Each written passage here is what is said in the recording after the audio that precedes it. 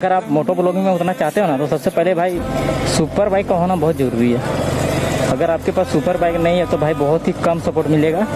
और दूसरा बात, अगर आपके पास स्पोर्ट बाइक है तो भाई आपको सपोर्ट तो मिलेगा, लेकिन हाँ आपका कंटेंट तगड़ा होना चाहिए। और भाई ये सोचो, जिसके पास स्पोर्ट बाइक नहीं है, लाइक मेरे जैसा भाई पल्सर 125 पे बनाते हैं, तो भाई बताओ हमको कौन सा सपोर्ट मिलेगा भाई, कौन सपोर्ट करेगा हमको।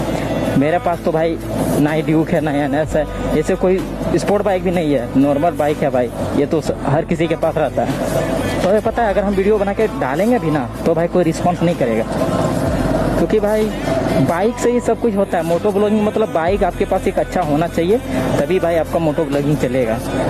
भाई पता है दुख होता है यार, मेहनत करते रहो ठीक है, और सपोर्ट ना मिले तो भाई डीमोटिवेट हो जाता है, लास्ट में क्या करता है सब छोड़ देता है।